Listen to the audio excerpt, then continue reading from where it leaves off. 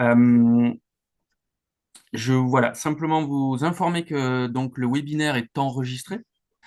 Les interventions seront en français, mais vous aurez la possibilité pour nos amis italiens de bénéficier d'une traduction simultanée.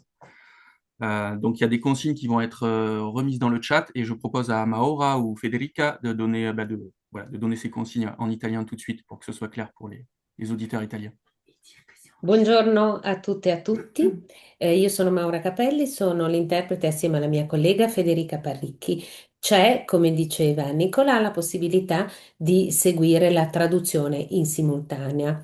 Tra poco, quando verremo nella cabina virtuale di traduzione, io e Federica, vedrete in basso sullo schermo un'icona, un mondo e vedrete scritto interpretazione. Se per caso non trovate l'icona, andate sui tre puntini altro e dovreste trovare lì l'interpretazione.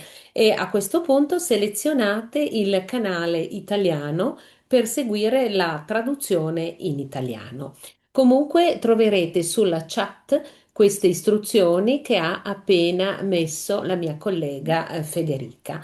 Vi auguro buon webinar e adesso noi entriamo in cabina.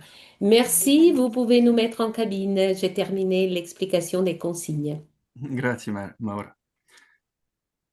Alors, je voudrais juste profiter d'avoir la parole pour poser un peu les règles du jeu. Donc, comme je vous l'ai dit, les caméras et les micros compte tenu du nombre de participants sont coupés. Par contre, vous aurez effectivement la possibilité de poser vos questions à la fin de chaque intervention. Donc, on a 3 intervenants à venir. Donc, ces questions sont à poser dans le chat. Je laisse maintenant la parole à Samuel Cadeau, directeur adjoint du Parc national de la Vanoise, pour introduire le webinaire.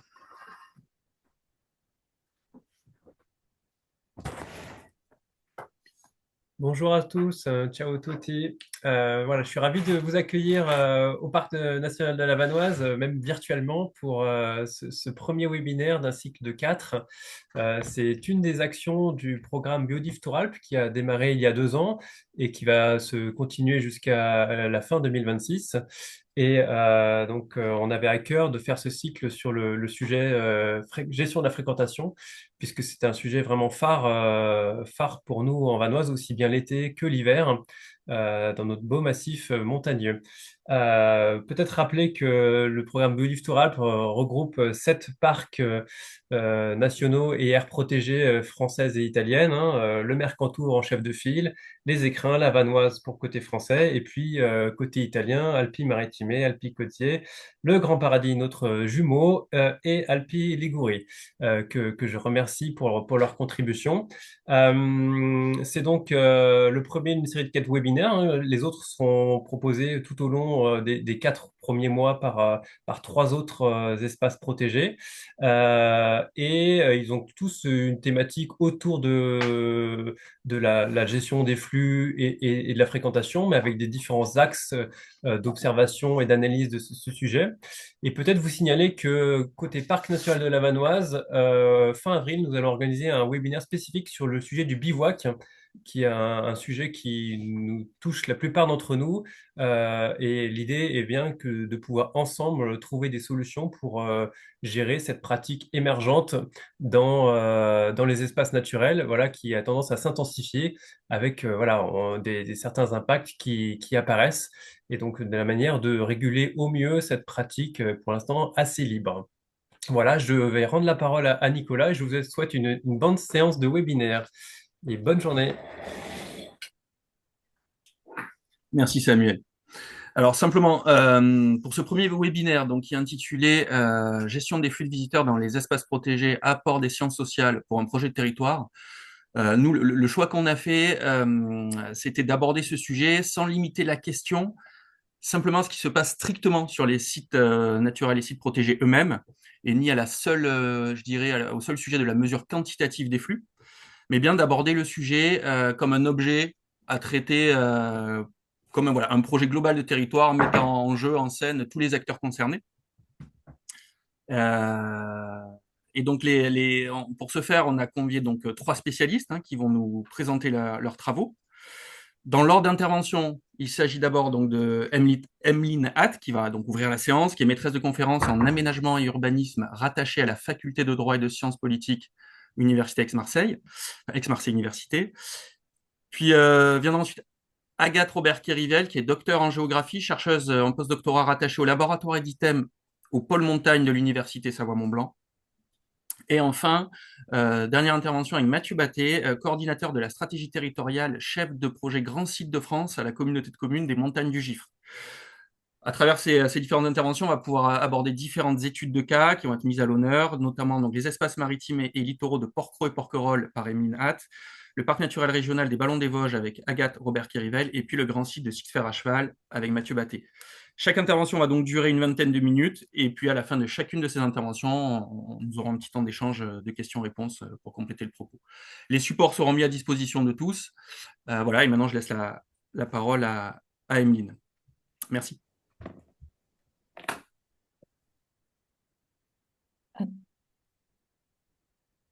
Bonjour à toutes et tous. Merci, je remercie déjà le Parc national de la Vanoise de m'avoir invité à échanger avec vous sur ce sujet d'actualité sur les enjeux et pratiques de gestion des fréquentations.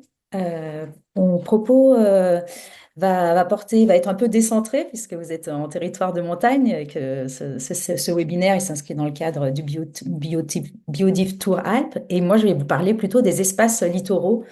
Donc la présentation, elle s'articulera en deux temps. D'abord, revenir sur les enjeux et les définitions de gestion des flux et avant d'aborder les cas de deux exemples de territoires littoraux. Sur la question de la fréquentation, je vais passer quand même assez rapidement. Je pense que ce qui réunit aussi aujourd'hui l'ensemble des interlocuteurs, c'est effectivement l'observation ces dernières années d'une forme d'amplification des fréquentations touristiques et récréatives. Là, j'ai mis un tableau issu des données d'Atout France de la Fédération des parcs nationaux, où on voit qu'effectivement, déjà avant la crise sanitaire, de 2020-2021, entre 2006 et 2018, il y avait déjà eu une forte augmentation des fréquentations. Par exemple, pour la Vanoise, c'était passé de 660 à 720 000, donc c'était pas la plus grosse augmentation. Mais pour d'autres parcs, comme celui des Cévennes, on est passé de 800 000 visiteurs à 2 millions, ou celui de Porquerolles, dont je vous parlerai tout à l'heure, un passage de 1 million de visiteurs en 2006 à 1 600 000 visiteurs en 2018. Donc cette amplification des fréquentations, elle est liée à une multiplicité de facteurs. Là, j'en ai mis deux en exergue, notamment la révolution numérique et le développement des réseaux sociaux qui ont contribué à rendre visibles rendre encore plus visibles certaines destinations ou certains sites et espaces naturels protégés en particulier, dans le cadre de cet échange. Également, la démocratisation des activités de pleine nature ces dernières années, le développement des loisirs de proximité qui avait émergé avant la crise sanitaire et qui a peut-être été remis en lumière ou amplifié à sa suite, et également une forme de désaisonnalisation des pratiques qui peut être observée ces dernières années. Donc l'ensemble de ces fréquentations, l'amplification de ces fréquentations, comme toute activité, elle exerce des pressions sur la biodiversité et les écosystèmes, et des pressions également sur les structures sociales, économiques ou encore les modèles culturels. Et donc c'est bien la question qui nous réunit aussi aujourd'hui dans le cadre de ce webinaire, c'est finalement d'étudier aussi la question de l'équilibre entre la préservation des espaces naturels et leur ouverture au public. Cette question, je suis désolée pour les Italiens, je parle de cas français aujourd'hui. Cette question, c'est un sujet qui a été saisi par la puissance publique ces dernières années en France. Dès 2019, il y avait une proposition de loi qui a émergé pour réguler l'hyperfréquentation et qui a donné lieu en 2021 à une évolution avec un article de loi dans le cadre de la loi Climat et Résilience qui permet désormais de réguler l'accès aux espaces naturels protégés dans le droit français, ce qui n'était pas vraiment possible avant, puisqu'on pouvait soit interdire totalement, soit autoriser l'accès, mais on ne pouvait pas le réguler, ou seulement avec ce qu'on appelait la loi 4x4 pour les véhicules motorisés. Alors que désormais, il est possible de réglementer ou d'interdire par arrêté motivé la circulation des personnes, des véhicules et des animaux domestiques dans les espaces protégés. Je passe assez vite car il n'y a que 20 minutes, mais c'est pour dresser un cadre général. La puissance publique s'est également saisie de ce sujet ces dernières années. On l'a vu avec l'État qui a proposé une stratégie de gestion des flux touristiques en 2023, ce qui a été suivi également au regard de l'axe 4 qui visait à l'accompagnement des territoires dans la gestion des flux, par un appel à manifestation d'intérêt sur la gestion, portant sur la gestion des flux touristiques porté par Atout France, afin de déployer des capacités d'ingénierie pour définir les stratégies de gestion des flux dans les territoires. Donc là, 25 sites expérimentaux, dont le parc national des Calanques dont je parlerai, et dont, si je ne me trompe pas, les montagnes du Gifre aussi, dont Mathieu parlera peut-être tout à l'heure. Côté définition et peut-être méthode, cette question de la gestion des fréquentations, elle a été abordée de plusieurs manières, et moi je vais revenir plus particulièrement sur la dimension, le concept de capacité de charge touristique qui a été critiqué, mais qui en tout cas connaît un renouveau depuis les années 2020 en France pour certains sites protégés qui le mobilisent.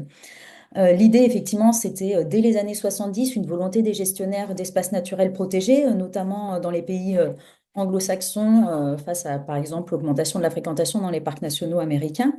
Donc, la volonté de ces gestionnaires d'identifier une limite, un seuil peut-être au développement de l'activité touristique dans certains lieux.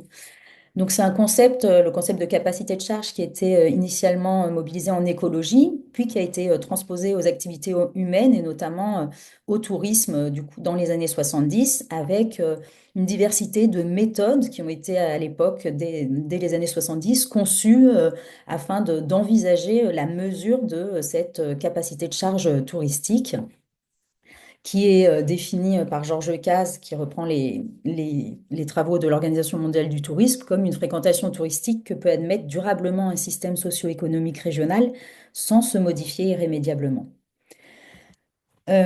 Concrètement, l'ensemble des démarches que j'évoquais avant, qui ont été mobilisées à l'international, elles préconisent finalement de développer une approche transversale et multifactorielle de la fréquentation et des impacts de cette fréquentation.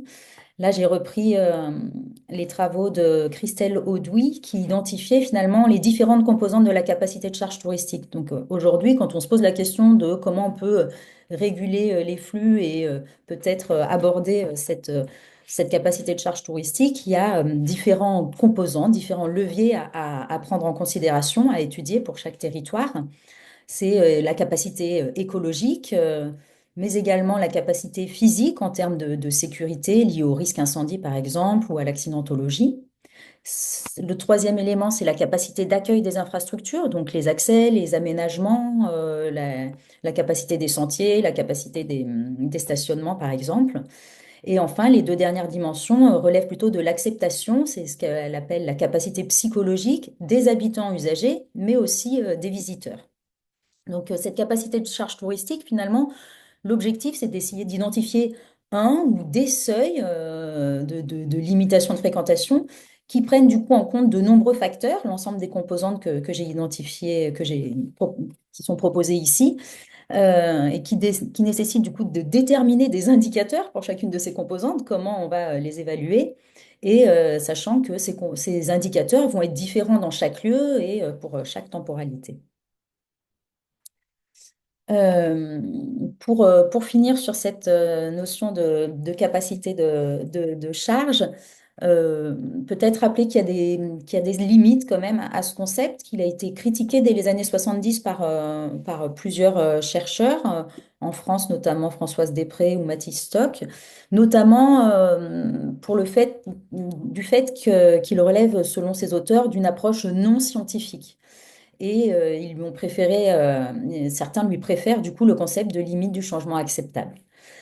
Donc globalement, les critiques, ou en tout cas les limites qu'on peut soulever, La première, c'est déjà la difficulté méthodologique, notamment pour définir la capacité écologique, qui reste complexe à mesurer et pour lequel les données concernant les impacts de la fréquentation sur la biodiversité et les écosystèmes sont encore dans de nombreux territoires insuffisantes, même si les choses évoluent ces dernières années. Une deuxième difficulté, c'est le fait que la relation entre quantité d'utilisation, c'est-à-dire l'intensité de l'usage, le nombre de pratiquants, et le degré de l'impact n'est pas linéaire et est clairement défini parce qu'il y a aussi d'autres indicateurs qui entrent en jeu, d'autres éléments qui rentrent en jeu. Par exemple, le type d'activité ne va pas y avoir le même impact si il s'agit de piétons ou d'usagers cyclistes, par exemple, ou la saison de la pratique. Troisième difficulté ou limite autour de cette approche des gestions des seuils et des limites de fréquentation, c'est que les enjeux sont territorialisés. C'est-à-dire que finalement, cette définition des seuils, elle n'est pas mécanique et elle n'est pas non plus réplicable exactement d'un lieu à un autre.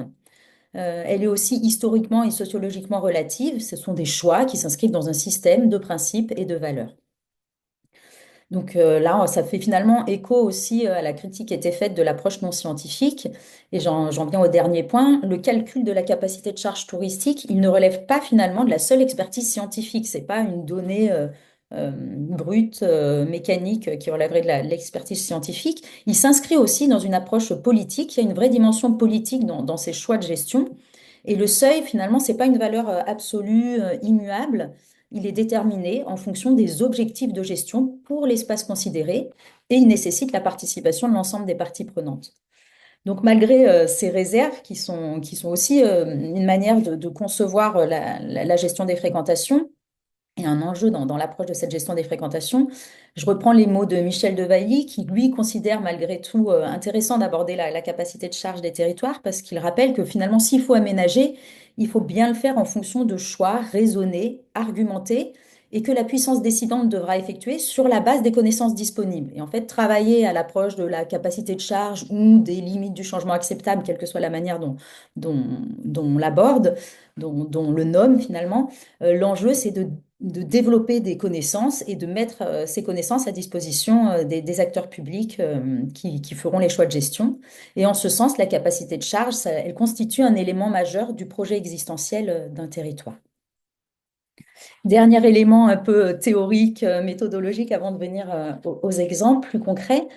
Rappeler que finalement, pour aborder cette gestion des capacités de charge, en amont, il y a déjà aussi un enjeu d'objectivation, ce qui consiste à mieux appréhender les fréquentations, peut-être pour mieux les gérer.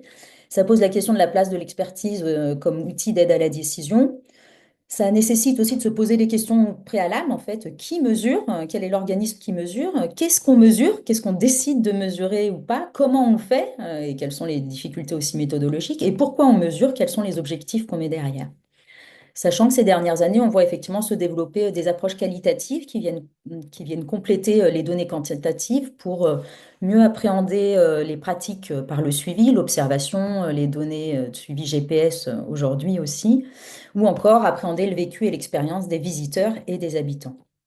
Il y a une autre question du coup que cela soulève, c'est finalement cette recherche d'une capacité de charge touristique, cette forme d'expertise peut être envisagée comme une forme de scientifisation du politique, où finalement la donnée de l'expert vient justifier les choix qui pourront être faits, alors que finalement ça reste l'objet d'un débat qui peut être conduit, un débat démocratique et des choix de gestion qui sont politiques ce qui pourrait interroger sur la capacité aussi d'intégrer la diversité des acteurs dans ces choix de gestion et peut-être aussi des usagers, des habitants, des citoyens à l'observation, mais aussi à la mesure ou à la gestion. Voilà pour la partie un peu cadrage théorique et méthodologique. Dans un deuxième temps, je vais revenir du coup sur deux exemples principaux. Donc, on décentre un peu le propos. Là, ce sont des territoires littoraux. Déjà rappeler, avant d'aborder le cas du parc national de Porquerolles et celui du parc national des Calanques, qu'il existe une multiplicité de dispositifs de gestion des flux pour préserver les espaces naturels. Là, j'ai repris les travaux de Françoise Després, réutilisés par Sylvie Clarimont, qui permettaient d'avoir une typologie, enfin, qui est assez classique, que l'ensemble des gestionnaires d'espaces protégés sont auxquels ils sont confrontés et qu'ils mettent en œuvre. Il s'agit à la fois d'agir sur le volume, mais on peut aussi agir sur l'impact de la fréquentation en la régulant, en augmentant la résistance au site ou en modifiant la nature de la fréquentation. Et ces dernières années, depuis 2020, même plutôt 2023-2024, on voit émerger un ensemble de guides, de bonnes pratiques, d'accompagnement pour accompagner les territoires. Là, j'ai mis en exemple celui des grands sites de France ou encore celui de la Fédération des parcs naturels régionaux. Donc concrètement, moi je vais parler de territoires littoraux. Le choix d'aborder les territoires littoraux, c'est notamment parce qu'il y avait une forme d'antériorité des travaux de recherche appliqués sur ces territoires littoraux en France dans les années 2000, avec différentes méthodes. Notamment, il y a eu les travaux de Duva et Magnan sur l'île de Ré qui ont permis de distinguer la vulnérabilité environnementale et sociale, ou encore les travaux de Lebert et Brigand sur les îles de Porquerolles qui avaient commencé déjà à permettre de faire émerger un observatoire des usages. Moi, je vais vous parler, comme le temps est limité, de deux cas en particulier. Le parc national de Porquerolles, qui avait dans sa charte finalement identifié la capacité de charge des sites comme un enjeu. C'était le projet 7 du programme triennal d'action. C'était un enjeu qui était lié aussi à une question forte de gouvernance, puisque le village de Porquerolles, donc cette question de la capacité de charge, le parc a décidé de l'appliquer spécifiquement sur le cas de l'île de Porquerolles. Et le village de Porquerolles est situé dans l'aire d'adhésion du parc et non dans le cœur terrestre, qui posait la question aussi d'articuler les différents acteurs, le parc, la commune, la métropole, qui est en charge du port et des navettes maritimes. Donc, le parc national s'est posé la question dès 2015. La question était émergente pour le parc. Et en 2016, il a lancé un appel à projet recherche pour mobiliser finalement un consortium de recherche afin d'objectiver les fréquentations et leurs impacts. Donc, ils avaient souhaité travailler sur les paysages, l'économie, l'acceptation sociale, les perturbations écologiques. Et ça a donné lieu à un ensemble d'études, de rapports de diverses équipes de recherche. En parallèle, il y a eu une animation de cette démarche de gestion des capacités de charge par un bureau d'études pendant 3 ans qui a accompagné le parc. Et au final, ça a permis, d'une part, de mettre à l'agenda politique cette question de la fréquentation, de la surfréquentation et les enjeux de gestion. Ça a permis, effectivement, dans ce cadre-là, d'associer les élus, les techniciens communaux et métropolitains au projet. Donc, c'était vraiment une démarche multipartenariale. Et ça a permis aussi d'associer les habitants à la réflexion. Il y a eu une démarche prospective et participative sur l'avenir de l'île qui a été conduite par le bureau d'études et aussi par une sociologue sur ces questions-là. Ça a abouti à la mise en place d'un seuil de fréquentation en 2021. Le choix était de limiter la fréquentation à 6 000 visiteurs par jour sur l'île de Porquerolles, sachant que ce choix, finalement, il a été défini en s'appuyant surtout sur les enquêtes de satisfaction réalisées auprès des visiteurs, où la modélisation avait permis de faire émerger le fait qu'au-delà de 6 000 visiteurs jour, il y avait une forte insatisfaction, enfin près de 50% d'insatisfaction des visiteurs. Et concrètement, la mise en œuvre de cette gestion des flux, elle a été construite autour de l'accessibilité maritime. C'est vraiment une spécificité de ces territoires littoraux et encore plus de ces territoires îliens, qui sont souvent les premiers, en tout cas en France, sur lesquels il y a eu des démarches de seuil et limitation des fréquentations. Donc, il y a eu un accord avec le délégataire de services publics de transport maritime pour limiter à 4 000 passagers, sachant que les autres compagnies maritimes, elles ont signé une charte, donc c'est un engagement un peu plus volontaire, pour limiter à 2 000 visiteurs supplémentaires transportés. Et concrètement, la navette, le transport maritime a évolué en diminuant le nombre de rotations journalières, puisqu'avant, dès qu'une navette était pleine, il y en avait une autre qui venait, alors que là, ils ont calculé le nombre de rotations journalières et ils ont mis en place un système de réservation des navettes.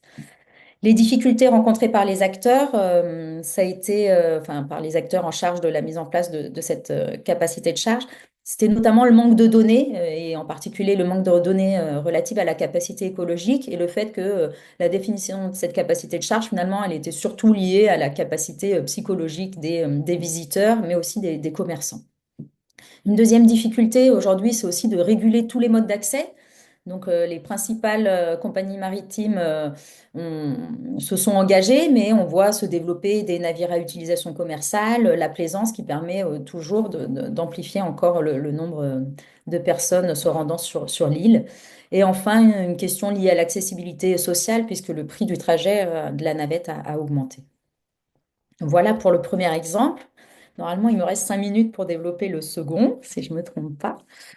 Le deuxième, c'est le parc national des Calanques, qui en France est assez connu, et notamment pour le contingentement qu'il a mis en place en 2022.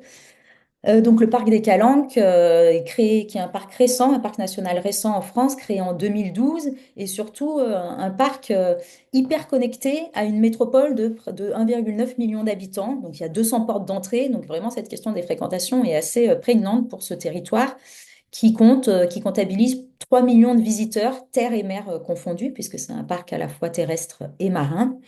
C'est une fréquentation essentiellement majoritairement locale. C'est 70% des visiteurs qui sont de la région sud PACA, avec du coup de fortes pratiques de proximité, une saisonnalité peu marquée finalement. Il y a de la fréquentation en toute saison sur ce territoire.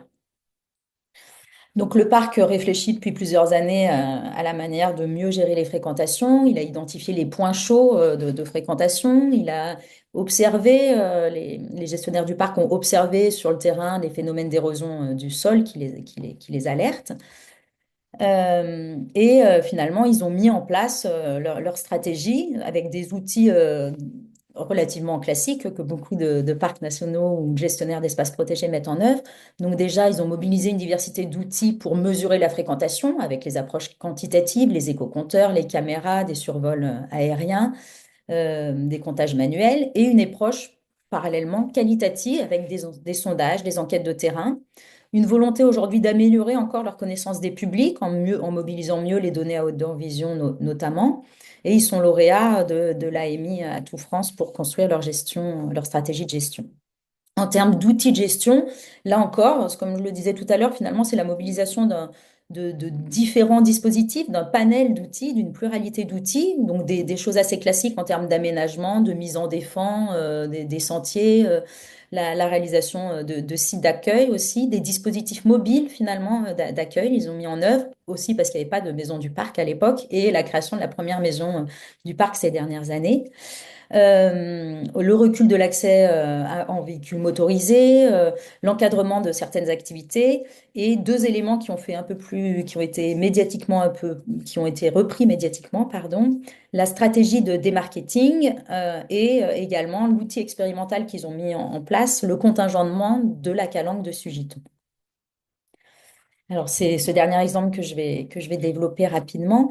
Donc, le contingentement, il ne s'applique pas à l'ensemble des calanques du parc national, mais simplement à une calanque, la calanque de Sugiton-Pierre-Tombé, qui voyait une fréquentation allant jusqu'à 2500 personnes par jour. Et le choix des gestionnaires, ça a été de fixer une jauge de 400 personnes sur la base d'une évaluation qu'ils ont réalisée de la surface disponible de plage et de rochers, puisque la spécificité aussi de ces fréquentations, c'est que des fois, les gens s'arrêtent et se posent. Il n'y a pas que de la fréquentation en flux mobile de randonneurs. Donc, cette mesure, elle a été reconduite par le conseil d'administration du parc jusqu'en 2027, avec la mise en place aussi d'un suivi scientifique, afin cette fois de pouvoir mieux évaluer les bénéfices de cette mesure pour la régénération des milieux naturels. Concrètement, en gros, il y a eu un permis de visite qui a été mis en place. Ce permis de visite, il est gratuit, il est disponible sur une plateforme numérique. Et deuxième élément phare, c'est il y a un dispositif de surveillance des points d'accès pour les 45 journées concernées entre juin et août 2022 pour la première expérimentation. Ce qui fait qu'en fait, en amont, déjà dans la métropole, dans les villes-centres, il y a de l'information qui est donnée sur de l'affichage, sur les bus, sur les arrêts de bus pour prévenir qu'il faut réserver l'accès à la calanque. Il y a des panneaux ensuite d'information sur le site de Lumini, qui est le site d'accès principal de la Calanque. Et ensuite, il y a, vous voyez peut-être là en rouge, deux points de filtrage de la Calanque avec une société privée qui est là et qui vient interdire l'accès. Et cette mesure, il faut aussi rappeler qu'elle a un coût. Je vous ai dit, elle est circonscrite. En fait, ils ne pouvaient pas réguler la fréquentation dans l'ensemble des calanques. Et ça a aussi un coût. C'était près de 130 000 euros avec 12 personnes mobilisées sur site durant les 45 jours. Donc, pour conclure, les éléments principaux de cette présentation, c'était rappeler que finalement que la gestion des fréquentations, ça nécessite une approche multidimensionnelle des fréquentations et de leurs impacts. La question de l'objectivation des flux, elle est sans doute importante, l'objectivation des flux et des impacts, mais il y a des vraies encore difficultés méthodologiques. Ça nécessite de faire des choix d'indicateurs qui peuvent être discutés, et ça nécessite aussi d'améliorer la connaissance et de disposer de données, notamment en termes de capacité écologique. Troisième point, c'est, comme je le rappelais tout à l'heure, vraiment une dimension politique de la définition de la capacité de charge ou de l'établissement de mesures de gestion. C'est des choix d'action publique qui doivent être discutés collectivement. Et enfin, en termes de mise en œuvre, une complexité de mise en œuvre de la gestion des fréquentations, avec trois points notamment. Déjà, il y a une difficulté opérationnelle, la difficulté de contrôler les points d'entrée multiples et ouverts en espace naturel. Donc ça, c'est une vraie difficulté. Donc moi, j'ai travaillé sur des espaces littoraux avec des accès maritimes à des îles, ce qui permet de plus facilement contrôler. Mais sinon, il y a cette vraie difficulté opérationnelle pour les espaces naturels ouverts. Deuxième difficulté, c'est la nécessité de disposer d'une capacité d'ingénierie pour conduire ces démarches multipartenariales et sur le temps long. Et ça veut dire une capacité d'ingénierie peut-être qui dépasse l'appel à manifestation d'intérêt qui permet d'avoir de l'aide, du soutien en personnel pendant un an, alors que c'est des questions qui se posent sur le temps long et c'est souvent des questions qui se sont rajoutées aux gestionnaires d'espaces protégés qui avaient déjà un temps plein et auxquels on a demandé en plus d'aborder cette question de gestion des fréquentations. Et enfin, ça pose aussi la question de la capacité ou de la volonté d'intégrer aussi les habitants, les usagers citoyens au projet touristique de gestion des flux. Merci beaucoup, Emeline, pour l'intervention. Je pense que voilà, ça a permis de bien comprendre toute la complexité du sujet et qu'effectivement, ce sujet de la fréquentation, bah, il est multifacette, il s'étale dans le temps. Donc, on a besoin de données au long cours aussi. Et voilà, c'est toute la complexité à laquelle nous, gestionnaires d'espaces naturels, on est confrontés. Alors peut-être revenir sur quelques questions qui ont été posées. Alors simplement, j'ai mis dans le chat d'abord en premier point que les présentations vous seront transmises et je vous ai invité à m'envoyer un message pour être sûr que vous soyez dans la base de données parce que je vois qu'il y a des personnes présentes qui sont sans doute voilà, et c'est très bien comme ça que l'invitation a été relayée et que moi j'ai pas forcément dans mes contacts, donc n'hésitez pas. Alors première question, quels sont les textes d'application décret circulaire de la loi sur l'hyperfréquentation de 2021? Oui, mais je peux revenir peut-être sur la diapo. Pardon.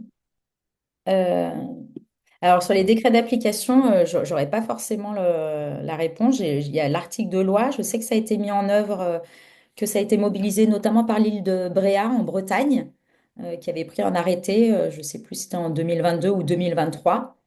Euh, mais j'imagine que la question portait peut-être pour avoir, notamment la question que les territoires se posent souvent, c'est quel est cet arrêté motivé et comment on justifie et on motive l'arrêté. Mais là, je vais botter en touche et je vais renvoyer à mes collègues juristes, notamment, là, j'ai mis la source de Simon Jolivet qui travaille sur ces questions. Donc, je pense qu'il va continuer à publier et souvent, il met ses articles accessibles en ligne et voilà, c'est un spécialiste de ces questions. Ensuite, nous sommes interpellés sur le fait que les chiffres datent de 2018 sur la fréquentation dans les espaces évoqués, que cette année semble tellement loin, elle est antérieure à l'événement Covid. Est-ce qu'on a des chiffres plus récents? Alors peut-être que moi j'en profite juste pour dire que ça correspond à peu près voilà, à la fin des grandes enquêtes quinquennales qui étaient menées dans les parcs nationaux. sur la fréquentation, et que ce sujet de la fréquentation et de la qualification de la fréquentation dans les espaces protégés, c'est un des travaux qu'on essaie de mener. C'est un travail qu'on mène avec les partenaires du projet Biodive Tour Alpes, où une des premières grandes actions qu'on essaye de développer, de mettre en place, bah, c'est d'augmenter la connaissance, de monitorer nos sites, de les équiper d'outils de mesure, etc. Mais voilà, c'est aussi se heurter à beaucoup de complexité sur les accès, sur enfin, voilà, tout ce qui a été évoqué par Emeline. Je ne sais pas si tu as des éléments. Alors, bah moi, c'était en tout cas un document qui permettait de comparer l'ensemble des parcs. J'ai pas Mm. trouvé plus récent, effectivement, donc ça devait relever d'une des dernières enquêtes. Après, il y a des données plus récentes pour chaque parc. Là, je donnais l'exemple des Calanques. Eux, ils évaluent aujourd'hui à 3 millions. Donc, il n'y avait pas la donnée 2006 parce que le parc n'était pas créé. Donc, après, chaque territoire, chaque gestionnaire d'espaces naturels protégés, effectivement, comme tu le disais, améliore aujourd'hui Mm. ces dispositifs de comptage, les développe et si on va rencontrer chaque territoire, on peut avoir des mesures et des Des éléments. données plus actualisées, mais voilà, il faut c'est territoire par territoire. Et peut-être dernière question, parce qu'on est un peu contraint par le temps, et je suis désolé pour les questions qui n'auront pas pu être relayées, mais est-ce qu'on a mesuré un report de la fréquentation sur les autres calanques suite à la mise en place de la mesure de contingentement à Sugiton? C'est une bonne question. On a C'est pour ça que je l'ai choisi. enfin, je ne veux pas dire que les autres n'étaient Non, pas non, des. tout à fait. C'est une question en tout cas que j'avais posée aussi auprès de certains gestionnaires du parc qui n'ont pas en tout cas de dispositif pour mesurer cela concrètement, on va dire. Et leur réponse, c'était plutôt non, notamment parce qu'en fait, bon, c'est une mesure qui s'applique qu'en été, c'est jamais que 30% des fréquentations. Et en fait, ils ont eu l'impression que ce dispositif, les gens, dans la tête de pas mal de visiteurs, c'est qu'il fallait réserver pour toutes les calanques en fait et pas que pour cette calanque-là. Et pour eux, il y a eu un effet de décroissance un peu généralisée de la fréquentation en période estivale. La difficulté, c'est que par contre, il y a une croissance des fréquentations hors période estivale. Enfin, en tout cas, Mm. ils ont ce sentiment, ils l'ont, voilà, c'est pas encore objectivé, mais d'une forte fréquentation au printemps, à d'autres moments, ou certains week-ends de janvier, quand il fait très beau. Et là, il n'y a pas de dispositif mobile, il y a pas de, il y a aucun dispositif pour gérer ces fréquentations. Donc, pas nécessairement de report sur les autres calanques, mais plutôt des reports dans le temps, avec Mm. les métropolitains qui vont choisir de ne pas y aller en plein été au regard de cette contrainte. Oui, ce sont des phénomènes aussi qu'on peut observer, nous, dans nos espaces. Simplement, voilà, au regard du timing et pour pouvoir vous libérer tous aux heures dites, je vous propose qu'on passe à l'intervention suivante. Et encore une fois, mes excuses pour toutes les questions qui n'ont pas pu être relayées, mais qu'on va compiler. Et puis, on verra dans quelle mesure on peut apporter des éléments complémentaires suite au webinaire. Agathe, je te propose du coup de prendre la parole et l'écran, hein, de partager ta présentation. Et voilà, je te laisse intervenir. Merci.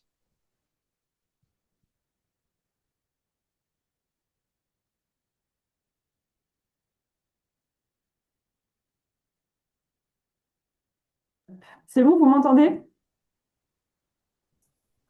Moi, je vais vous parler de la question des intermédiations entre des gestionnaires d'espaces protégés et des personnes, des agents, des acteurs en tout cas, pour la question de la gestion des fréquentations en espaces protégés, en me basant sur deux des terrains qui m'intéressent depuis maintenant 1 an et demi. Donc, ils sont le parc naturel régional des Ballons des Vosges, que Nicolas a évoqué au début, mais également le massif du Caroux dans cette présentation. Pour me présenter quand même rapidement avant de démarrer, donc moi je suis docteur en géographie, je travaille sur les espaces protégés en montagne et notamment sur les questions de forte fréquentation dans les espaces protégés, comment elle est perçue, comment elle est vécue, comment elle est gérée par les gestionnaires et qu'est-ce que ça implique donc concrètement sur les territoires. Et moi je vais prendre un peu un décalage par rapport à ce qu'a pu présenter Emeline en abordant vraiment un volet très qualitatif justement sur ces questions de ressenti avec donc une méthodologie qui se base principalement sur des entretiens semi-directifs et des observations de terrain dans les terrains que j'ai évoqués. Et donc, je vais vous présenter un peu les réflexions qui commencent à se tisser autour de ces questions. Et donc, je précise aussi que c'est une recherche qui est en cours. Donc voilà, c'est quelque chose qui peut être amené à évoluer par la suite dans la continuité de mes réflexions et de mes recherches. Donc pour vous donner un aperçu un peu rapide de la construction de cette présentation, donc, la question qui va structurer toute cette présentation, c'est donc la suivante. Comment la gouvernance des fréquentations se construit-elle à travers des formes d'intermédiation humaine et animale? à travers différents exemples, je vais répondre à cette question. On va commencer par une introduction qui va nous permettre de nous poser la question, en fait, concrètement, c'est quoi quand on parle des fréquentations, de quoi on parle, en quoi ça peut être vu comme un fait social total. Donc là, je reprends comment dire, un terme de Marcel Mauss, qui est un anthropologue. On va commencer par voir la figure donc, que j'ai appelée de l'animal prototype, qui est une figure pour ordonner symboliquement et spatialement le territoire. Aussi les partenariats parcs accompagnateurs, donc ça c'est quelque chose qui va être spécifique au parc des Ballons des Vosges, qui est un outil de régulation et de médiation. Et aussi donc pour finir cette question un peu du désordre, je vais aussi commencer par en parler pour qu'on voit un petit peu qu'est-ce qu'on entend par désordre en termes anthropologiques dans les espaces protégés, donc cette gouvernance du désordre et aussi donc finalement le désordre comme un révélateur des enjeux de la gestion des espaces protégés. Alors, voilà, je peux passer. Donc, pour commencer, je vous parlais de la fréquentation comme un fait social total. On l'a vu, Emeline l'a aussi présenté juste avant, la forte fréquentation dans les espaces protégés. Aujourd'hui, ce n'est plus un pic estival, c'est un fait social total qui va se dérouler sur toute l'année, avec toujours ce pic estival, enfin cette forte fréquentation estivale. Mais finalement, la période du printemps et de l'automne, en particulier en montagne, c'est une période aujourd'hui qui charrie aussi beaucoup d'enjeux pour les gestionnaires. Et surtout, c'est quelque chose qui va concerner donc plus seulement la question de la dégradation des milieux, c'est quelque chose qui interroge aussi les droits d'accès à la montagne, puisqu'on est sur des territoires montagnards, qui va aussi concerner des questions d'économie locale, de légitimité de l'existence même des espaces protégés. Donc finalement, ça concerne, ça bouleverse l'ensemble des dimensions d'une société, d'une communauté locale également. Donc il y a ces questions-là, j'ai développé un petit peu. Vous voyez dans les enjeux politiques, il y a qui décide de l'accès, des règles, les rapports de pouvoir aussi entre les institutions gestionnaires et les acteurs du terrain, des enjeux économiques, donc on parle par exemple des refuges, hein, on est sur des territoires montagnards, les enjeux juridiques, donc les zonages, les arrêtés, on en a parlé un peu avant aussi, des enjeux moraux avec les bons, les mauvais usages, qui les détermine, comment on les définit. Des enjeux aussi symboliques avec la montagne qui a cette image beaucoup, qui revient régulièrement dans les entretiens que je mène, d'un espace de liberté où on accepte mal parfois d'être contraint ou de devoir adapter ses pratiques à quelques règles qui sont constituées. Et donc finalement, tout ça, ça nous permet aussi d'amener cette idée que les espaces, c'est une forme de mise en ordre du monde. Donc là, je reprends une expression de Lionel Lasclas en 2016. Et donc, ça nous permet voilà, d'interroger cette question donc, de la mise en ordre du monde à ce sentiment parfois de désordre que va procurer, que va installer les fortes fréquentations dans les espaces protégés. Pour revenir rapidement sur cette idée de mise en ordre du monde des espaces protégés, de façon un petit peu schématique, pourquoi mise en ordre du monde? Parce que c'est des espaces qui ont des conséquences concrètes, qui manifestent des choses. C'est des espaces qui instituent un périmètre, qui définissent des règles, on l'a déjà évoqué plus tôt, qui produisent aussi une norme du bon usage, du mauvais usage, du juste comportement. C'est des choses, on peut faire certaines choses, on peut pas faire certaines choses. Donc ça construit aussi une forme d'ordre socio-spatial qui est fondé sur des valeurs, des catégories d'acteurs légitimes ou pas légitimes, et donc aussi une hiérarchie implicite, plus ou moins implicite d'ailleurs, parfois très explicite, entre pratiques et donc aussi entre pratiquants. Et je vous ai mis ici en illustration un panneau au sein du PNR des Ballons des Vosges, au sein plus précisément encore de la réserve du Frankenthal-Misheimle, des falaises donc, de la Martinswald. Et donc, alors, je ne sais pas si ça apparaît comme il faut à l'écran. D'ailleurs, je ne sais pas si je peux pousser ça. Voilà. On aperçoit des graffitis en haut et en bas du panneau où c'est écrit donc non à la chasse aux chamois. Ce panneau ici, donc, qui est intéressant à mettre en avant, c'est que donc il rappelle des règles, des interdictions. On voit les pictogrammes avec par exemple l'interdiction de bivouaquer, l'interdiction de cueillir des plantes, par exemple. Il manifeste aussi les acteurs légitimes à les appliquer. Ça va être les logos, par exemple, du parc, on le voit, du ministère de la Transition écologique aussi, pour ne citer que cela. Donc, il y a aussi cette idée de qui a le droit d'être ici et de la façon dont il faut se comporter. Et finalement, ce graffiti, il advient en opposition à cette forme de manifestation de la légitimité, une protestation de cet ordre aussi, hein. Et il questionne profondément la légitimité de la protection, les choix de gestion qui sont opérés, les choix politiques qui concernent cet espace. Donc voilà, c'est un peu déjà une manifestation du désordre, en tout cas une mise en question de la légitimité des acteurs, voire même parfois de l'existence d'un espace protégé. Un autre exemple très visuel, là c'était un peu en guise d'illustration aussi, ça va être ce qui est maintenant assez connu, je pense que c'est familier pour beaucoup d'entre vous, c'est ce qu'on appelle les chemins de désir, c'est-à-dire ces chemins qui sont tracés au fur et à mesure des usages, qui ne correspondent pas à ce qui peut être écrit par exemple sur une carte IGN, sur les cartes de randonnée, mais qui vont par l'usage être tracés par les promeneurs. En général, c'est quelque chose que les gestionnaires ont du mal à accepter pour plein de très bonnes raisons, hein.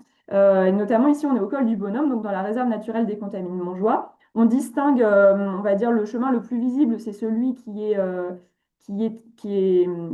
comment dire, qui est noté sur les cartes, et des plus petits chemins qui zigzaguent au milieu, qui ont fait l'objet en 2021-22, je crois, d'une restauration justement pour faire disparaître ces tracés-là, donc avec un réensemencement, pour inciter vraiment les gens à reprendre ce chemin légitime, cet usage légitime de l'espace.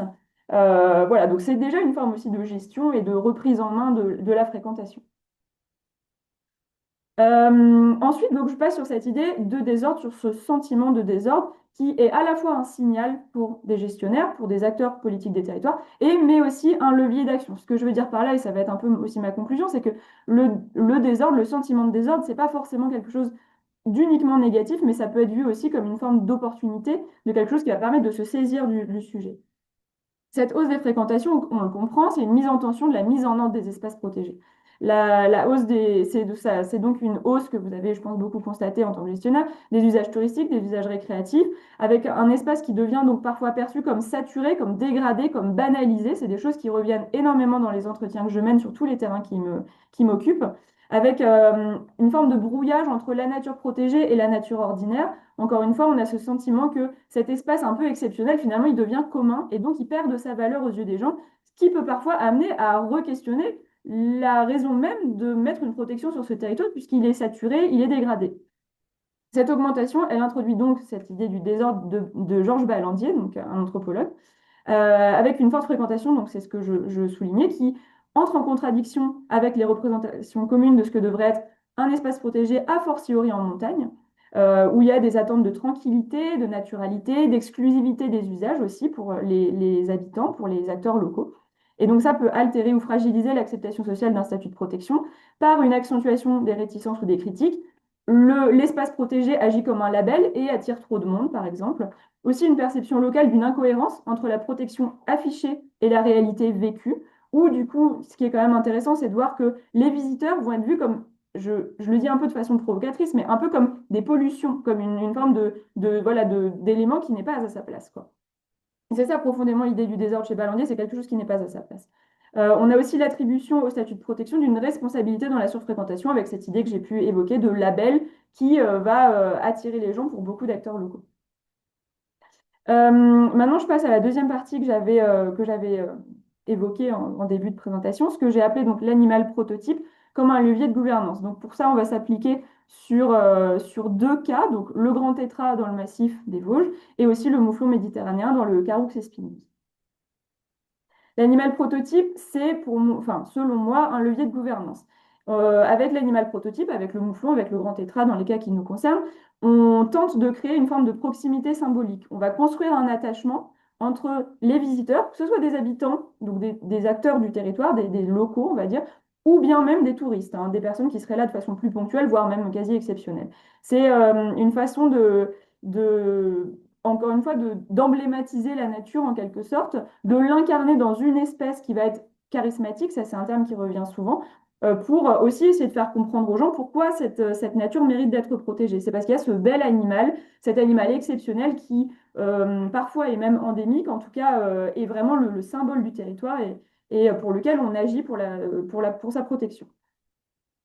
En même temps qu'on crée cette proximité, on va créer une spatialisation de l'animal qui va passer par des balisages de sentiers, par exemple, ou des programmes de sensibilisation. Ici, on peut évoquer, pour ce qui est des balisages de sentiers, la réserve de chasse et de faune sauvage du Caroux espinous, qui va mettre en place un balisage qui est pensé vraiment pour le mouflon, avec donc des sentiers qui sont autorisés, des zones qui sont autorisées partiellement en fonction des moments de l'année, en fonction du cycle de vie du mouflon, et des zones qui vont être complètement interdites avec cette idée que ça, c'est les espèces du mouflon, l'homme n'y a pas sa place. Donc, tout est pensé pour la gestion des fréquentations avec ce mouflon et son cycle de vie.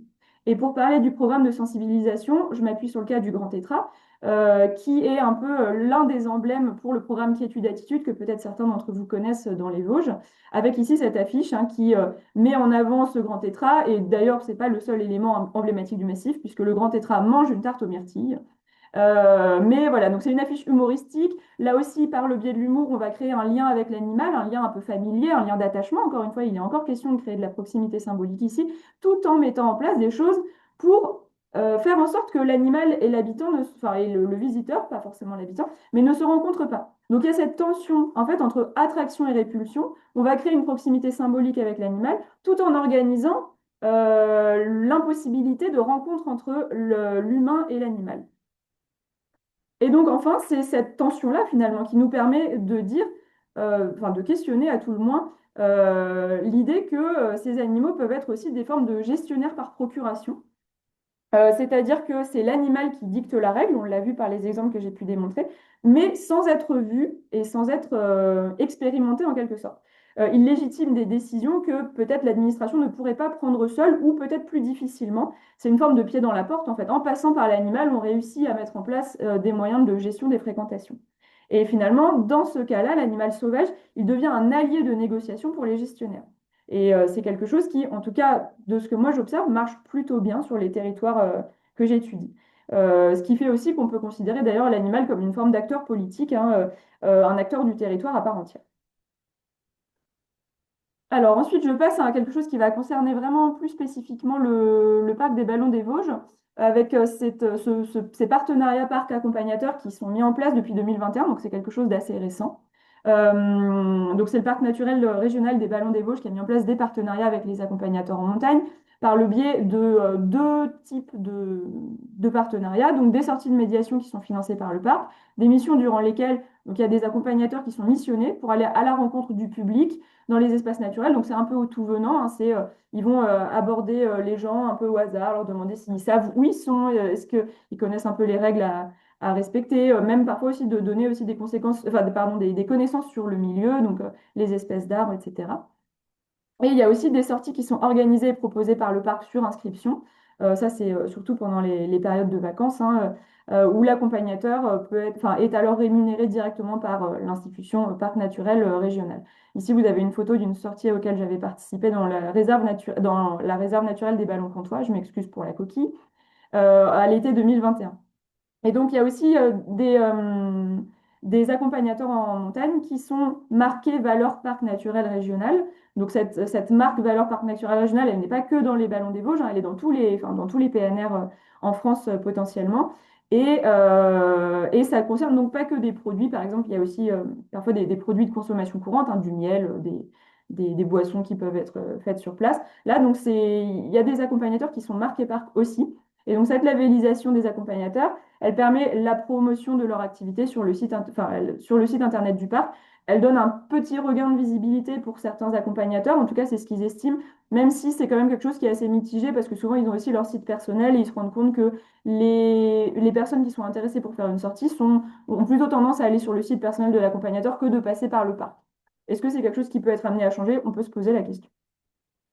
Ces partenariats parc accompagnateurs, ils permettent d'avoir une capacité d'action étendue pour le parc, avec l'AMM qui va agir comme une forme de sentinelle, les guides qui deviennent des capteurs opérationnels qui rapportent des informations précieuses, par exemple des incivilités constatées, des dégradations, des bivouacs, des espaces où ils vont dire, bah là, l'année dernière, on constatait qu'il n'y avait pas grand monde, on ne sait pas ce qui s'est passé. Par contre, nous, là, quand on part en sortie avec nos clients, il y a beaucoup plus de monde. Ça, c'est des informations qui sont intéressantes à savoir pour le parc aussi, pour cibler éventuellement les lieux où il mériterait de mettre plus de choses en place. Sachant que le parc pourrait difficilement obtenir seul ces informations par manque de moyens humains. Les parcs, vous le savez tous, je pense, sont pas en mesure de financer plein de sorties terrain, même pour leurs agents. Et donc, c'est aussi ce qui permet une médiation déléguée, avec donc ce parc qui missionne, finance des guides pour aller à la rencontre du public et diffuser des messages de sensibilisation directement sur le terrain. C'est un partenariat qui est aussi gagnant-gagnant, en tout cas il est affiché comme tel et ça se vérifie assez, avec des bénéfices pour l'institution, on l'a vu, une expertise de terrain, des accompagnateurs aussi, qui n'est pas du tout niée, qui est même mise en avant et largement valorisée, un contact direct avec les usagers et une influence indirecte aussi sur les messages transmis par les professionnels. Et donc, les bénéfices pour les professionnels, ça va être un gain de légitimité institutionnelle. Symboliquement, c'est quelque chose qui compte énormément, d'être reconnu par l'institution, par les acteurs politiques, par l'acteur public, par le service public même plus largement. C'est quelque chose qui est fortement apprécié par les accompagnateurs qui rentrent dans ce cadre-là. Avec, donc, j'ai parlé rapidement de la visibilité via le label, mais il y a aussi des formations gratuites qui sont mises en place pour ces accompagnateurs qui vont jouer le jeu de ce partenariat et aussi des outils de promotion. On va parler notamment d'un shooting photo qui est très apprécié par les accompagnateurs quand ils rentrent cette logique de partenariat. Et finalement, c'est quoi les enjeux de gouvernance? C'est une forme à la fois de reconnaissance et quand même un peu de contrôle aussi. On peut parler d'une forme d'instrumentalisation réciproque sans que ce soit forcément négatif, hein. On se rend compte que si certains guides adhèrent aux missions du parc par conviction, d'autres utilisent vraiment ce label pour des intérêts commerciaux et une reconnaissance officielle qui leur permet de se valoriser auprès de leurs clients. Il y a aussi quand même un risque de rupture symbolique avec un partenariat qui semble assez fragile.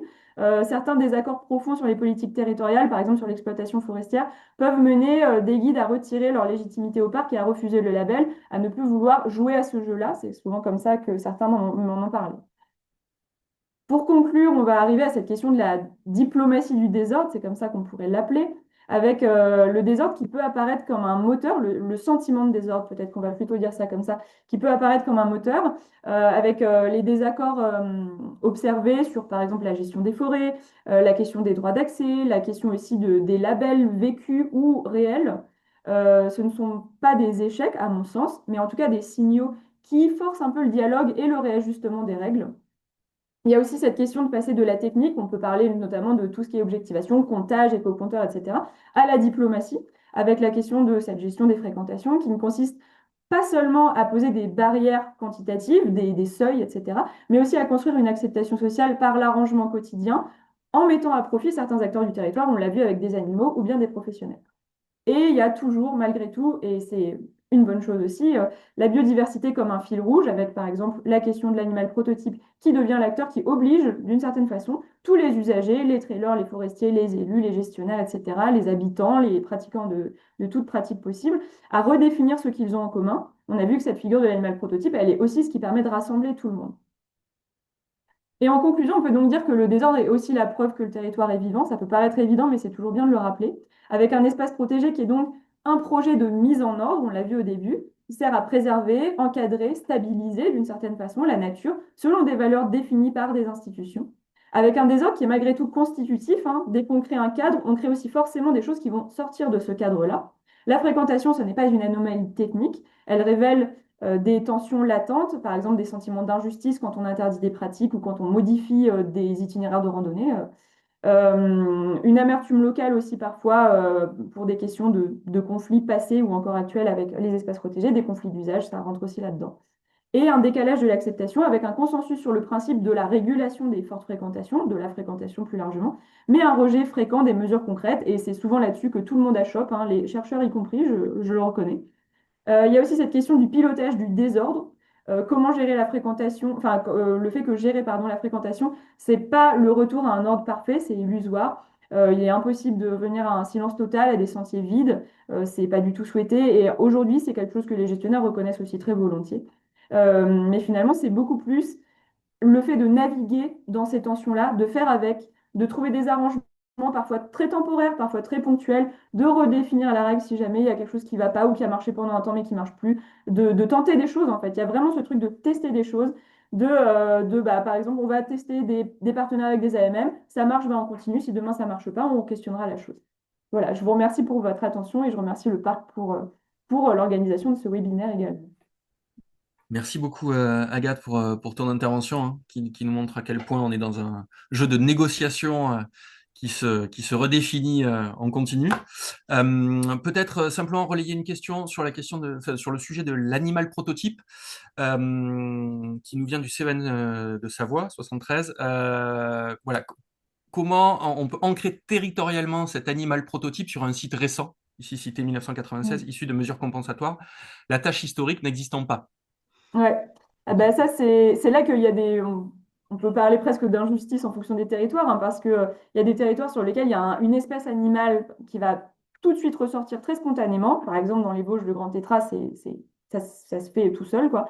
C'est vrai que quand il faut chercher un animal à mettre en avant, j'imagine que c'est pas évident. Et surtout quand il n'y a pas forcément cette espèce un peu emblématique, charismatique qui vient à l'idée. Il y a aussi cette question, hein, le concept d'animal prototype, il est loin d'être parfait, hein. C'est aussi de dire, ben, finalement, cet animal prototype, il peut aussi invisibiliser tout ce qui est la biodiversité plus fine, beaucoup moins facile à montrer au public, ou en tout cas avec lequel il est difficile de sensibiliser un public parfois pas du tout initié aux questions naturalistes. Mais en tout cas, ça peut être un point d'accroche. Donc peut-être que voilà, c'est quelque chose qui n'est pas adaptable à tous les territoires, en tout cas sur lequel on ne peut pas appliquer cette idée-là de l'animal prototype et ce qu'il permet à tous les territoires. Mais bon, voilà, ça permet quand même de dresser des pistes de réflexion.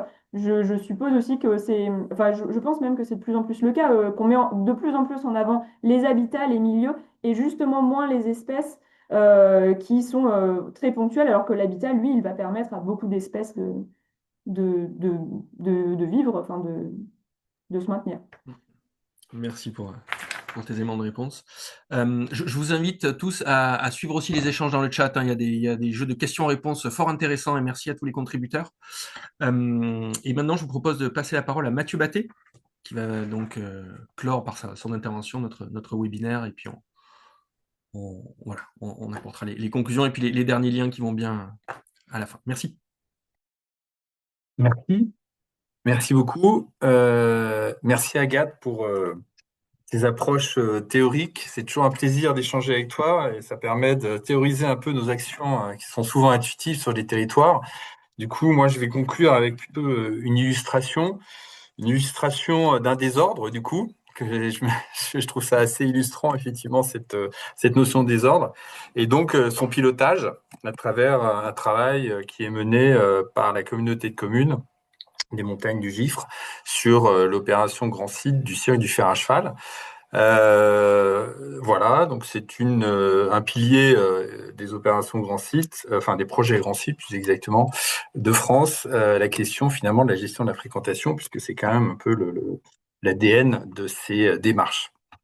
Je vais, pour ma part, resituer quand même un petit peu les propos dans un territoire, donc territorialiser cette expérience et pour vraiment déployer réellement le retour d'expérience.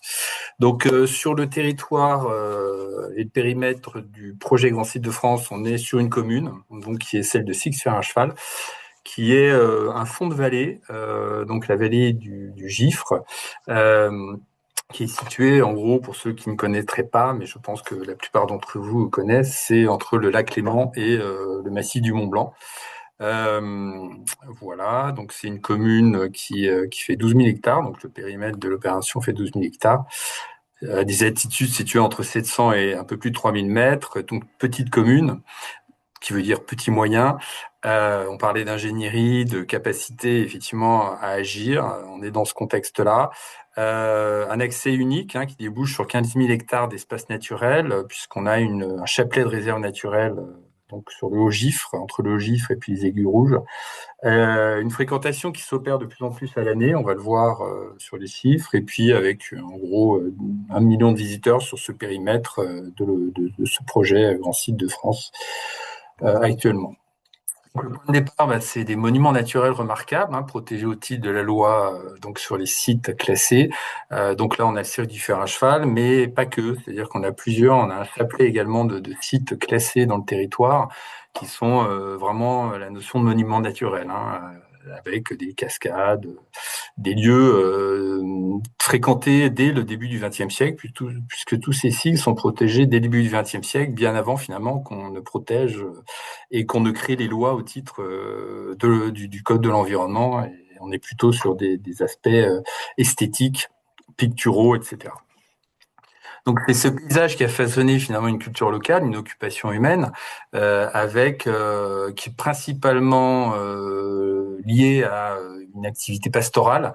Et donc on est vraiment dans ce dialogue entre finalement un paysage naturel et quelque part une occupation qui façonne également très fortement ce paysage, puisque tous les espaces naturels donc sur le Haut-Gifre sont très occupés, comme la plupart des espaces naturels en France, très occupés, exploités, avec voilà des fréquentations et des gestions, enfin, des occupations humaines qui sont très variées. Le tourisme étant une des occupations, mais c'est loin d'être la seule. Ce qui fait qu'on navigue finalement en permanence entre des enjeux qui résonnent avec ces valeurs patrimoniales emblématiques, ce paysage, ces paysages et ces occupations, et on orchestre finalement des équilibres entre une diversité d'enjeux. Alors le paysage qui est un enjeu plutôt englobant, mais des enjeux de nature, de patrimoine, de tourisme, d'agriculture, de risque, de chasse, hein, puisqu'on est des territoires de chasse qui sont également très importants.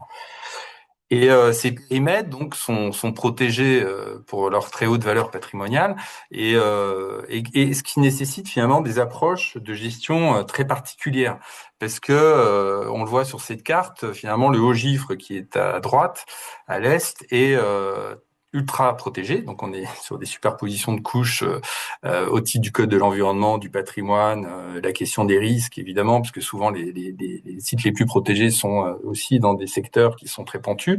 Et on voit la différence dans un territoire, par exemple, entre la commune de Six-Fer-à-Cheval et un peu plus à l'ouest, la commune de Morillon, sur laquelle il n'y a aucune mesure de protection.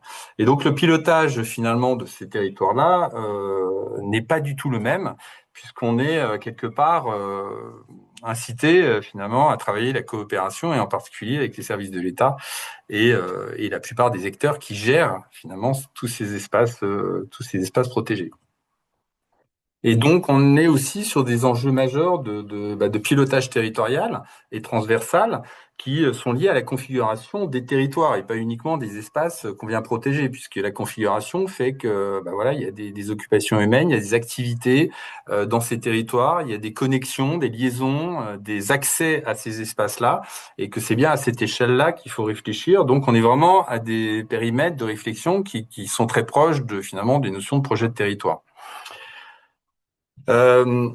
Pour en revenir plus précisément à la question de la fréquentation, puisque c'est vraiment l'objet de la séance d'aujourd'hui, petite photographie effectivement de cette fréquentation et de l'évolution de ces fréquentations. Nous, on suit ces fréquentations depuis 2010, avec en particulier grâce finalement à la vente des tickets de stationnement qui ont permis de collecter des données depuis plus de 10 ans. Et maintenant, avec des outils beaucoup plus pointus, des co-compteurs, affluence, etc., qui nous permettent vraiment d'avoir ce suivi et qui nous permettent de constater une croissance annuelle moyenne de 3% depuis 10 ans et une augmentation en 15 ans de 45% de la fréquentation. Donc, c'est vraiment le point de départ, finalement, de toutes les stratégies qu'on peut mettre en œuvre, c'est de savoir de quoi on parle et d'objectiver, finalement, les chiffres.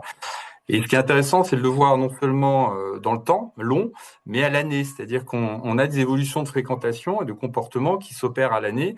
Et c'est ça qui est vraiment intéressant de constater que, comme le disaient tout à l'heure les intervenants précédents, c'est qu'il n'y a pas que l'été, en fait. Il n'y a pas que les périodes estivales. C'est nous les moments finalement où il y a le plus de monde, c'est au mois de mai. C'est vraiment les sorties de l'hiver, c'est les week-ends de mai où on se retrouve avec des pics qui sont extrêmement forts, avec des journées où il y a presque plus de monde en plein mois d'août. Et on s'est rendu compte aussi en mettant en place des dispositifs de suivi à l'année que on avait on avait des méconnaissances complètes, par exemple, des fréquentations sur des périodes automnales, par exemple. Et on se rend compte, en fait, que c'est très lié, en gros, à la saison, au climat, et que dès qu'il y a un rayon de soleil, en gros, les visiteurs apparaissent. Et on a donc des week-ends du mois d'octobre, de novembre, où on a des fréquentations très fortes. Donc là, c'est indiqué en nombre de véhicules, mais on a aussi calculé le nombre de personnes qui viennent dans les véhicules. On sait que c'est en moyenne 3,2 et que donc ça permet, nous, d'avoir des estimations assez fines, finalement, de la fréquentation de ces espaces. Donc gérer la fréquentation, effectivement, c'est la raison d'être des grands sites, mais quand on parle effectivement de fréquentation, souvent on précise pas toujours de quoi on parle et c'est important de le déterminer. Et on le détermine à travers finalement les impacts que ça peut avoir. Et ces impacts, alors on parle beaucoup d'impacts sur les milieux naturels, évidemment, la biodiversité, les habitats, et puis dans les milieux naturels sur les conflits d'usage, etc. On parle des impacts aussi sur les habitants, la qualité de vie. C'est quelque chose qu'on a assez peu mesuré, nous, pour le moment, mais on a des velléités, on en a pas mal discuté avec Algat sur ces sujets-là, parce que c'est vraiment des sujets auxquels elle s'intéresse beaucoup, sur la question de l'impact social, de la perception finalement des habitants de cette fréquentation-là. On l'a travaillé, nous, plutôt sur l'intérêt patrimonial, c'est-à-dire que l'impact, il peut aussi avoir lieu sur la perception des visiteurs sur les sites. Donc, nous, on a pas mal travaillé cet aspect et on s'est rendu compte que pour le moment, en tout cas, sur un site comme le Cirque du Fer à Cheval, il était assez faible, mais ce qui ne veut pas dire qu'il ne l'est pas sur d'autres lieux. Mais en tout cas, et c'est vrai que donc c'est important effectivement d'avoir cette vision globale des impacts, également sur la saturation des infrastructures, etc. On est vraiment sur une analyse finalement assez globale et assez systémique finalement de ces impacts-là. Donc les effets induits, c'est effectivement c'est très complexe en réalité. C'est pas que de la donnée, c'est de l'enquête, de la perception, du dialogue, des entretiens. C'est une forme d'intuition qu'il faut à un moment donné objectiver, mais tout en restant humble. Quand on a nos capacités de comprendre la globalité finalement de ces impacts-là et de maîtriser surtout les comportements des visiteurs. C'est pas c'est loin d'être simple, hein, comme l'explique Agathe. On est quand même dans des systèmes qui sont de l'ordre du désordre et puis qui sont pas forcément toujours maîtrisables à 100%. Et puis, il faut toujours essayer, je pense, a priori, en tout cas nous, c'est les conclusions à lesquelles nous sommes arrivés, de comprendre aussi les enjeux sociaux de ce tourisme, l'appétence que les gens peuvent avoir pour ces espaces, la question de l'accessibilité à tous finalement de ces lieux-là, de pas tomber dans le travers de rendre les espaces payants et trop chers à l'accès pour que des parties de la société ne puissent pas accéder à ces espaces. On est quand même dans des phénomènes de tourisme de masse qui s'adressent finalement à tout le monde et qui permettent d'accéder finalement à ces espaces naturels à des gens qui n'y ont jamais accès. Et c'est beaucoup le cas sur le Cirque du Fer à Cheval, puisque c'est un site très accessible, très attractif et qui permet aussi à tout le monde de découvrir ces merveilles et ces monuments naturels. Donc, l'importance, elle est liée aussi à la vision globale, donc à comprendre toutes les interactions et avoir à travailler pas uniquement l'action, mais à travailler déjà des stratégies. Et c'est vraiment les dynamiques pilotées finalement par ces projets Grands Sites de France, c'est vraiment de travailler du projet dans sa globalité avec des notions de schéma directeur, des études de mobilité, de la programmation, et pour essayer d'articuler les actions et les acteurs, que ce soit des actions d'aménagement très concrètes ou des actions qu'on verra après, de pédagogique, etc. Donc c'est une vision toujours à long terme parce que ça prend énormément de temps en fait d'agir et de mesurer, enfin d'avoir des effets en fait sur les actions. Donc c'est de l'ordre de la stratégie et la stratégie, elle va finalement être pluridimensionnelle. Donc il y a une diversité de leviers et qui vont nécessiter la mobilisation d'une diversité d'acteurs. Donc là aussi, on a été aidé par effectivement l'AMI à travers l'AMI à Tout France, gestion des flux touristiques, et on a une collaboration très forte avec un certain nombre d'acteurs, en particulier Aster et le Conservatoire des espaces naturels, avec lequel on a des conventions de partenariat pour finalement travailler dans une collaboration fructueuse. Je vais juste décliner rapidement les différents finalement leviers qu'on peut activer nous à l'échelle du territoire pour travailler sur cette question de la gestion des flux. Donc le premier, c'est l'observation. Donc je l'ai déjà abordé avec la question des comptages. Alors il y a la question quantitative, mais il y a aussi la question qualitative. Et donc c'est important d'avoir finalement cette double vision à travers de l'enquête. Donc on avait réalisé une étude de fréquentation en 2018 et on a reproduit, grâce justement au soutien d'Atout France, ces enquêtes qualitatives en 2024-2025, mais auprès des visiteurs, pas auprès des habitants. C'est le pendant qui nous manque, hein. C'est encore perfectible et il faudrait qu'on a encore beaucoup de choses à faire. Donc et puis du coup sur les quantités, sur l'aspect quantitatif, c'est vraiment le travail sur les chiffres, hein, les données. Et là, on a ce que je vous expliquais tout à l'heure, des données depuis 2010 qui nous permettent d'avoir une observation sur le temps long. Et ça, c'est vraiment précieux. Ça nous permet vraiment de voir les évolutions générales qui permettent de guider à un moment donné des décisions. Donc c'est l'éco-compteur, c'est construire un observatoire partagé. Et là, effectivement, c'est des aspects qu'on vient intégrer dans une convention, par exemple, avec le CEN qui a des compteurs, la communauté de communes qui a également des compteurs, et c'est comment on essaye de partager ces données. Après, c'est la régulation, on en a parlé tout à l'heure également. Donc c'est plus la manière d'encadrer des usages à travers la règle. La règle qui est établie à la fois par l'Aster, par exemple, hein, dans le cadre dans le cadre de la gestion de la réserve, mais également par la commune, avec des arrêtés communaux sur la question du vélo, sur la question du stationnement. Donc ça, c'est des choses qui existent depuis déjà pas mal d'années. Et puis de l'information en temps réel. On a un système qui nous permet effectivement, avec Affluence, de donner de l'information en temps réel sur la fréquentation des sites. Donc c'est comment on se donne mais tout ça nécessite effectivement du contrôle, des capacités humaines à agir. La règle ne suffit pas si elle n'est pas mise en application. Et donc là, on travaille avec à la fois, par exemple, dans le cadre d'une collaboration, avec des gardes de la réserve naturelle, des ASVP qui vont plutôt s'occuper de la police, de la commune et de la voirie, et puis la gendarmerie qui intervient ponctuellement avec justement la réserve naturelle. On a la notion d'aménagement ou de ménagement, donc c'est des termes qui sont utilisés aussi par le réseau des grands sites dans les guides qu'ils ont pu produire et qui est assez intéressant. C'est-à-dire que c'est pas de l'aménagement lourd, c'est plutôt comment on ménage finalement ces jonctions entre des zones anthropisées et des espaces naturels, à savoir principalement les parkings en réalité, qui permettent à un moment donné, c'est des moments importants parce qu'en fait on sort d'un espace dans lequel on est confiné dans une propriété individuelle. Et puis, on bascule d'un seul coup dans ces espaces naturels. Et c'est des lieux où la transition est super importante. Et il faut que ça se fasse de manière respectueuse à la fois des lieux, parce qu'on pénètre déjà dans l'expérience du lieu, et puis de manière, on va dire, très intuitive. L'intuition, l'aménagement, la canalisation finalement à travers des aménagements très intuitifs, c'est important parce que c'est là qu'à un moment donné, on peut créer de la dispersion.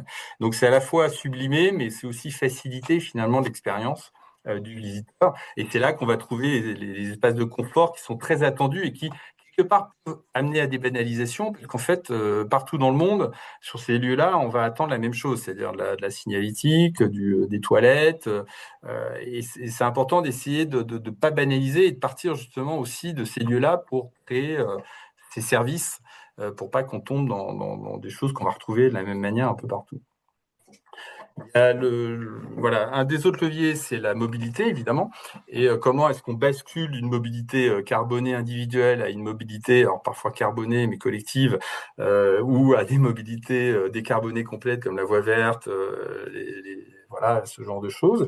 Donc, c'est un travail qui est très piloté donc dans les montagnes du Gifre depuis quelques années, avec vraiment des interconnexions finalement entre des gares, en l'occurrence Cluses, une voie verte, la véloroute Léman Mont-Blanc, et comment on structure finalement avec également les remontées mécaniques qui ouvrent progressivement l'été, les activités à l'échelle du territoire, encore une fois, pour inciter progressivement, et j'insiste sur le mot progressivement, parce que c'est pas des actions qui basculent du jour au lendemain, c'est une appropriation progressive qui nécessite une forte implication de tous les acteurs, surtout des hébergeurs.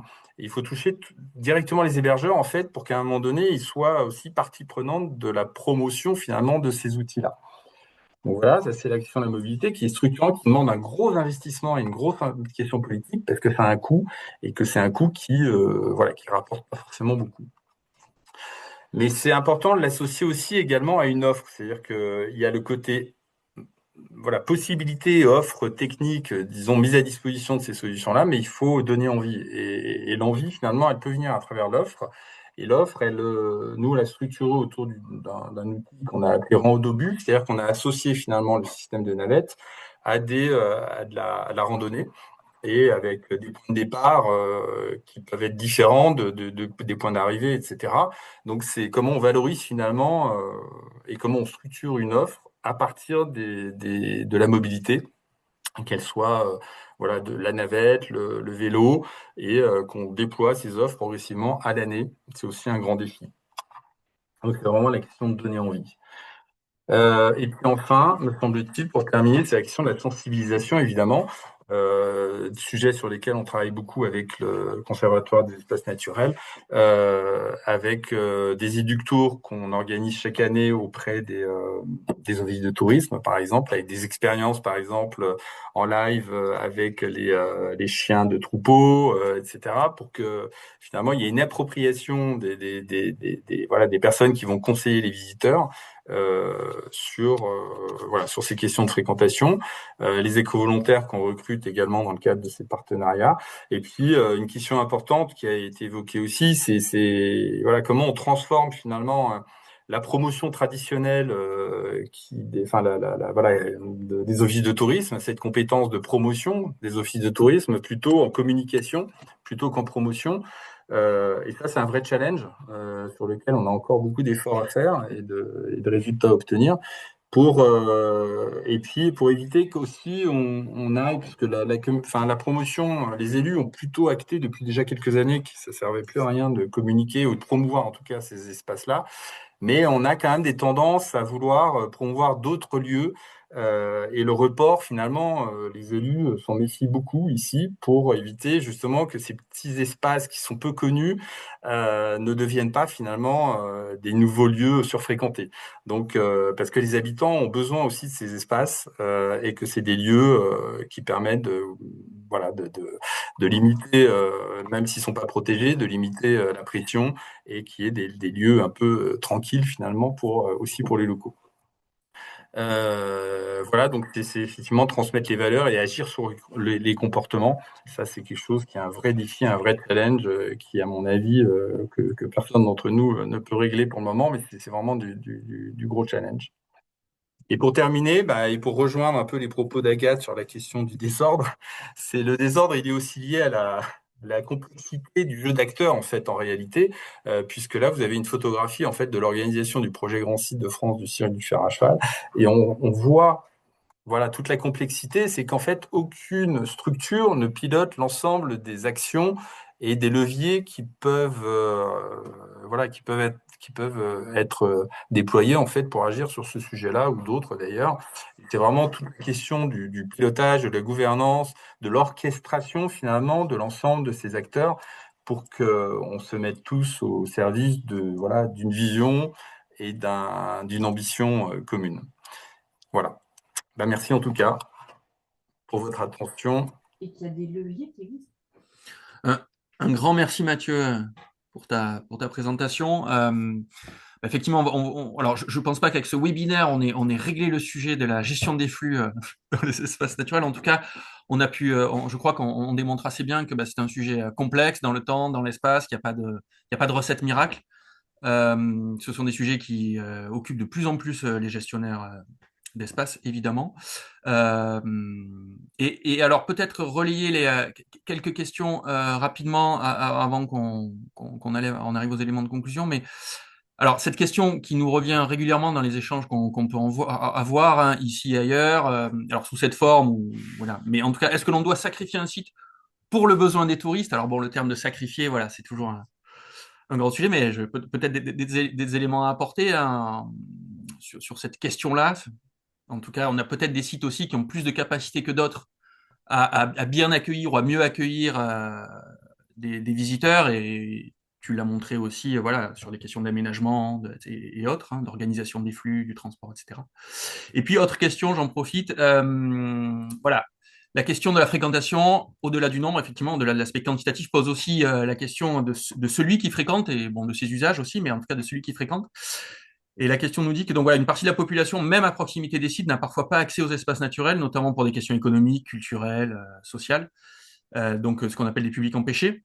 Or, l'accès à la nature participe à l'inclusion sociale, hein. C'est vrai qu'à travers nos sujets aujourd'hui, on peut aussi se réjouir du fait que ça veut dire que la nature suscite de l'intérêt collectivement, puisque les gens ont besoin ou ont envie de s'y rendre. Et y a-t-il des projets qui s'inscrivent dans ces logiques parmi les participants au webinaire de faciliter du coup voilà cet accès à la nature au public empêché? Je ne sais pas si certains, même dans les participants, veulent intervenir sur le sujet. Je pense que vous avez la possibilité de lever la main et Marine pourra vous donner la parole. Voilà, je conclurai sur ces deux questions, la notion de site sacrifié et puis celle de faciliter l'accès aux sites pour les populations empêchées. Sur la notion de site sacrifié, je veux bien juste dire un mot. C'est vrai que la terminologie est pas forcément, on se retrouve pas forcément dans cette terminologie parce qu'il s'agit pas de sacrifier un site emblématique parce que le cirque du fer à cheval en est un, en fait. C'est un site qui est tellement accessible, facile d'accès que il est très fréquenté et il y a une réelle appétence en fait de la part de la population touristique, locale, etc. à s'y rendre.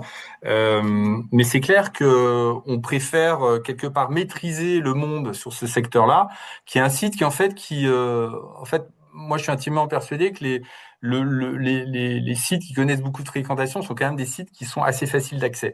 Le cirque du fer à cheval, en fait, on fait 2-3 heures de balade avec 100 mètres de dénivelé en réalité, et on est dans un contexte grandiose de haute montagne, etc. Mais dès il s'agit de monter un peu, en fait, on perd 80% des visiteurs, hein. Tout de suite, ça rebaisse et ça retombe énormément. Donc, c'est vrai qu'on apporte une attention particulière sur ce secteur-là. Et on est assez d'accord quand même entre gestionnaires et entre élus pour se dire, on met l'attention sur cette fréquentation très forte sur ces secteurs-là, mais on ne va pas inciter un report en fait sur d'autres secteurs. On préfère garder finalement la maîtrise quelque part de ce secteur-là sans exercer de report en fait sur d'autres sites. Nous, c'est assez partagé cette notion-là en fait. Il y a pas de volonté de reporter le visiteur sur des sites qui seraient moins, qui subiraient moins de fréquentation parce que l'idée c'est pas de disperser et puis d'aller exercer de la fréquentation, la pression ailleurs en fait en réalité. Entendu, ouais, donc une logique de concentration des flux plutôt que de diffusion, en tout cas. Voilà, c'est ça. Parce qu'on les organise, parce qu'on on a plus de maîtrise sur certains sites. C'est une vision partagée et assumée, en tout cas, dans les montagnes du Gifre. Bon, entendu. Je vois l'heure et qu'on arrive à la fin du temps qui est alloué à ce webinaire et je vous remercie tous pour votre participation. Simplement, Marine, peut-être que tu veux reprendre ou Loïc la main pour annoncer les 3 webinaires à suivre, hein, puisque pour rappel, hein, donc ce premier webinaire s'inscrit dans un cycle de 4 webinaires qui vont tous explorer la thématique de la gestion des flux. Donc Loïc, je te laisse la parole. Je ne sais pas si tu as un élément à partager ou. Merci Nicolas. Non, je souhaitais remercier au nom du parc du Mercantour le parc de la Vanoise pour l'organisation, pour l'ensemble de ces retours d'expérience. Ce serait intéressant et j'espère que le nombre important de participants et la qualité des échanges dans le chat. Merci à tous pour vos contributions. Tu as déjà rappelé donc le cycle de webinaire. Le prochain se tiendra donc le 10 février.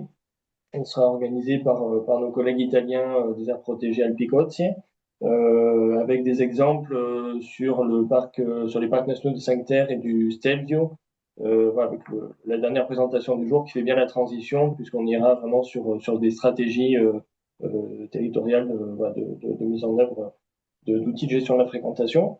Donc vous êtes invités à y participer. Vous retrouvez le programme dans les 2 langues dans le chat qui vous a été qui est republié. On refera une communication également à grande échelle pour vous rappeler l'échéance. Et merci également aux interprètes, évidemment. Et puis à très bientôt. Bon appétit à tous. Merci beaucoup, merci à tous, merci aux intervenants et merci au Mercantour pour la logistique et l'organisation. Merci. À bientôt. Bonne journée, au revoir. Bonne journée. Au revoir, merci beaucoup.